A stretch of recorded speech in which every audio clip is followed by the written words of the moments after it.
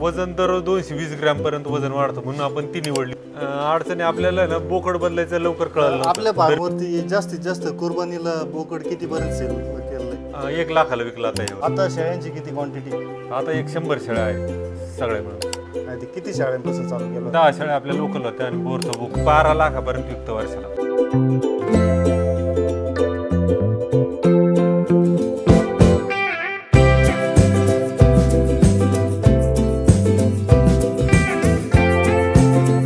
नमस्कार मित्रांनो, आज आपण श्रामपूर तालुक्यातील खंडाळे येथे अनय गोट फार्म या फार्मला व्हिजिट देण्यासाठी आलो. तर मित्रांनो, यांच्या फार्मवरती आपल्याला बोर आणि सानियन जातीच्या या ब्रीडच्या शेळ्या आहेत.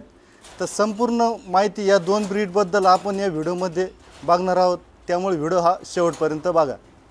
नमस्कार दादा. नमस्कार. तुमचा एकदा परिचय द्या. माझं नाव चंद्रकांत गंगाधर मुंडे, राहणार खंडाळा तालुका, श्रीरामपूर जिल्हा, अहिल्यानगर. अच्छा, तुम्ही जो आपला जो गोट फार्म आहे तो कुठल्या ब्रीडिंगवर आहे? बोर आणि सानेन. अच्छा, बोर भरपूर दिवसापासून बोर सांभाळत. म्हणजे बोर आणि सानियन दोन्ही पण ब्रीड तुमच्या फार्मवर आहे? हो हो आहे. अच्छा, तुम्ही हा गोट फार्म कधीपासून चालू केला? 2003 मध्ये आपण पहिला बोकड घेतला होता बोरचा. अच्छा, त्याच्यानंतर चालूच ठेवला तो, बोर वगैरेच काम केलं. अच्छा, म्हणजे सुरुवातीला बोरचीच खरेदी? बोरचीच होती. आणि किती शाळांपासून चालू केलं? 10 शेळ्या आपल्या लोकल होत्या आणि बोरचा बोकड आपण प्युअर वापरला होता. अच्छा, मध्ये आधी क्रॉसमध्ये काम केलं? आधी क्रॉसमध्ये काम केलं काही वर्ष. म्हणजे आम्हाला एक सुरुवातीपासून तर आतापर्यंत तुमचा फार्म कसा डेव्हलप झाला त्याबद्दल थोडीशी माहिती द्या. आपण सुरुवातीला जो 2003 मध्ये बोकड आणला तो दर पिढीला आपण बोकड बदलीत राहिलो आणि तो फलटणवरून बोकड निमकर फार्ममधून आणत राहिलो. त्याच्यानंतर हळूहळू पाठी ठेवीत गेलो आणि बोकड विकत गेलो. अच्छा, आता शेळ्यांची किती क्वांटिटी? आता 100 शेळ्या आहेत सगळ्या मिळून. तर दादा, तुमचं गोट फार्मचा जो शेड आहे त्याविषयी आम्हाला थोडीशी माहिती द्या. आपण शेड आहे ना, सुरुवातीला छोटंच होतं, 20 बाय 20चं शेड होतं. नंतर जशी गरज पडेल तसं वाढवलं. आता आपल्याकडे 80 बाय 20 आणि 80 बाय 15 असं शेड आहे. अच्छा, त्यात 3 कंपार्टमेंट आहे, एक शेळ्यांसाठी, एक बकऱ्यांसाठी आणि एक बोकडांसाठी. अच्छा, म्हणजे त्यामध्ये तुम्ही 3 कंपार्टमेंट केले? हो. अच्छा, आता आम्हाला एक सांगा, आता सपोज एखाद्याला जर किती क्वांटिटीसाठी किती जागा लागते याविषयी थोडंसं सांगा. एका शेळीला 15 स्क्वेअर फूट जागा पुरेशी होती. अच्छा, त्या हिशोबाने मग तसं शेड वाढवलेलं आहे. आणि एक 100 शेळ्यापुरतं हे शेड आहे. एक 20 बाय 80 शेड 100 शेळ्यांना पुरून जातं. तर तुमच्याकडं सर्व क्वांटिटी किती? 70 आहे का सध्या? हा, 70 शेळ्या मोठ्या आहे आणि 30 बकऱ्याला आणले. अच्छा, म्हणजे असे टोटल मिळून 100 क्वांटिटी. अच्छा, तर आम्हाला एक सांगा, यामध्ये तुम्ही चारा नियोजन कसं करता? चारा आपण 2 टाइम चारा खाऊ घालतो. एक 4 किलोपर्यंत अंदाजे टाकतो एका शेळीला. हां, म्हणजे एका शेळीला 4 किलोपर्यंत. हा. मग ते म्हणजे एका शेळीला 4च किलो गेलं पाहिजे हे कसं? आणि तसं ते विद्यापीठ म्हणतं त्या हिशोबाने मग तसं टाकतो, पण पोटभर चारा शेळीला पाहिजे काहीतरी. अच्छा, मग त्यात सकाळी धान्य टाकतो, नंतर मग चारा टाकतो, कुट्टी, ऊसाची कुट्टी, गिन्नीची कुट्टी, मकाची कुट्टी. अच्छा, आता धान्यामध्ये काय काय टाकता बरं? मकाचे दाणे आणि गोळीपेंड. अच्छा, म्हणजे मकाचे दाणे आणि गोळीपेंड ते कशासाठी? मकाच्या दाण्यामुळे दूध वाढतं आणि गोळीपेंडमुळे बाकीच्या गरजा भरून निघत्या. बरं, तुमच्या फार्मचं नफा आणि तोटा यातलं काही गणित सांगा. आणि चाऱ्यामध्ये काय काय सध्या? ऊसाची कुट्टी, मुरघास, भूस आणि घास थोडासा आहे. अच्छा, आता तुम्ही एवढ्या शेळ्यांसाठी किती क्षेत्र गुंतवलेलं आहे चाऱ्यासाठी?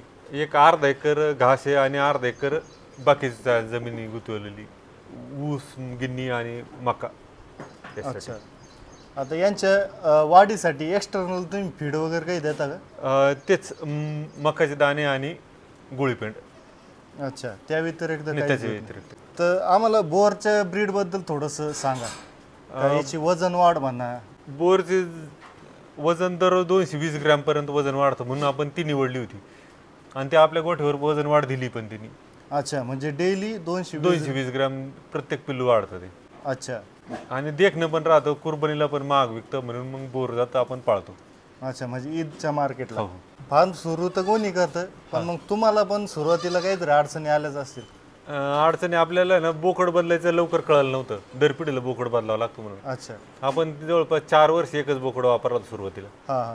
तर त्यांनी ते मरतूक होणं, अपंग होणं, वजन वाढणं भेटणं तो प्रॉब्लेम आलता. म्हणजे त्या ब्रीडरचे गुण त्या हा ते इन ब्रीडिंग झालं नाही पाहिजेत, क्रॉस ब्रीडिंग झालं पाहिजे, यासाठी बोकड बदलणं गरजेचं राहतं. अच्छा दर पिढीला अडचणी काय काय येत होते? वजन वाढेल कमी, अपंग होणं, दुधाला कमी. अच्छा, आता बोर जातीच्या जी ब्रीड आहे, बोर जातीच्या ब्रीडमध्ये आजारचं काय? आजार सेम राहते, गावरान शेळी बोर जाती शेळी सेम आजार आहे. म्हणजे जास्त आजारी तर नाही नाही? आजारी नाही पडत, ही काटक जात राहते. त्यांना मग लसीकरण केलेलं राहतं आपण. अच्छा, म्हणजे लसीकरणामध्ये काय काय द्यावं लागतं? ETV, PPR आणि लाळ्या खरकूत हे 3 लसी देतो आपण. हां हां, म्हणजे त्याच्याने काय होतं? PPRनी जुलाबाचा आजार नाही होत, ETV ना ते फूड पॉयझन नाही होत. अच्छा, आणि लाळ्या खरकूतने आपला तो गायांचा आजार. हां हां. शाळेमध्ये जास्त चॅलेंजिंग कोणते दिवस असते म्हणजे वर्षात? शक्यतो पानकळ्याचे दिवस खराब राहत्या, चारा कमी खात्या आणि आजार प्राण्याचं प्रमाण तर जास्त राहतं, पण काय अडचण येते नाही एवढे. अच्छा, व्यवस्थित कोरडा गोठा आला तर काय अडचण नाही. व्यवस्थित गोठ्याची स्वच्छता चांगली पाहिजे हो. आणि लसीकरण वेळेवर केलं तर काहीच प्रॉब्लेम नाही. आता जी बोर जातीची ब्रीड आहे ती जे शाळेमध्ये दुधाचं किती प्रमाण आहे बरं? दूध 2 पिल्लांपुरतं देते बोर जाती शेळी. हां हां, 2 पिल्लांचं आरामशीर बाग. म्हणजे जास्त वैशिष्ट्य तिचं वजन वाढसाठी. वजन वाढीचं. बरं, तुमच्या फार्मचं नफा आणि तोटा यातलं काही गणित सांगा आम्हाला. आपण एक शेळी म्हणलं तर एक 70 शेळ्या आहे आपल्याकडं, एक 12 लाखापर्यंत विकतो वर्षाला, आणि त्याच्यापैकी 5-6 लाख रुपये खर्च येतो. औषधावर येतो, भुसावर येतो, मकाच्या दाण्यावर येतो. तर दादा, जो अनय गोट फार्मचा जो हा ब्रीडर आहे, आता तुम्ही बोलले एक पिढीनंतर तो आम्ही विक्री करतो, हो. तर याची विक्री कुठं होती? एक पिढीनंतर आपण ब्रीडिंगसाठी विकतो, नाही तर मग कुर्बानीसाठी विकतो.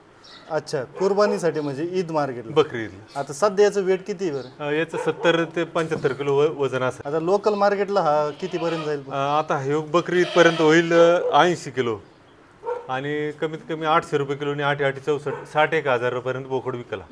आणि आणि ईदच्या मार्केटला? बकरी ईदला 60,000ला विकला. अच्छा, आणि म्हणजे ईदचं मार्केट जास्त परवडेबल राहतं का? हा, बकरी ईदला महाग विकतं, 1000 रुपये किलोपर्यंत बकरी ईदला विकतं.